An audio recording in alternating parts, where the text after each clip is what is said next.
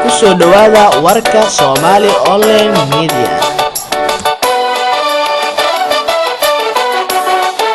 munaasabad lagu weyneenayay maalinta aragga adduunka ayaa waxaa lagu qabtay magaalada Muqdisho.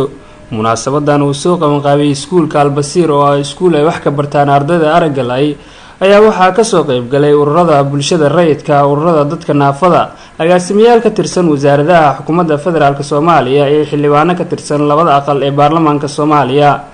ardayda iskuulka Albasiir ayaa waxay soo bandhigeen riwaayadooyin ka turjumaya dhibaatooyinka ay ku dhaxaysta bulshada iyo xeerka aqoonta ay ka gaareen dhanka waxbarashada. xildhibaanadii ka soo qayb galay munaasabada ayaa waxay ugu baaqeen baarlamaanka Soomaaliya inay dedejiyaan xeerarka xuquuqda dadka naafada.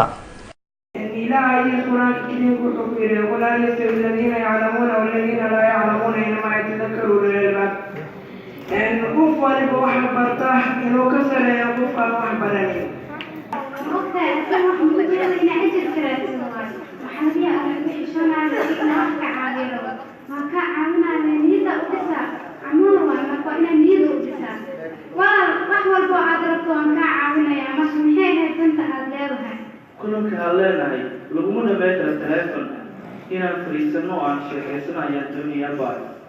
أوكي. حتى هذا الوقت اللي قلبي لو بمثال. فهذا سكر صوت حقوقي للكل ذكره. هذا كذا بيا وحنا قرب سيدنا شامبيون كوكا مدة الصومالية اللي هو مصطفى بيهلو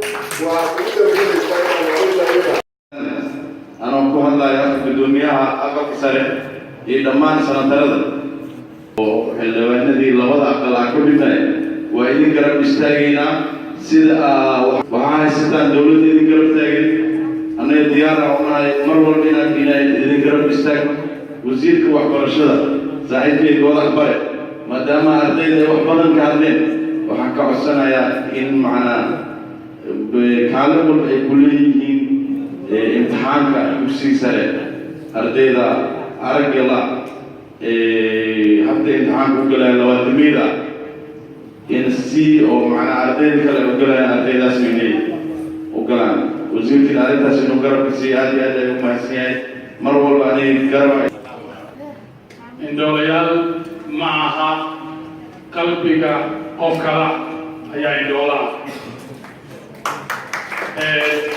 runtii haddaan hadda indhaha isku qabto waa inaad qolwallahaan akrinayaa waxaan akrinayaa anuu indhaha isku haya qolwallihi xagee ka akrin qalbiga ka akrina marka qalbiga wax laga bartaa ha u malaynina in aragga wax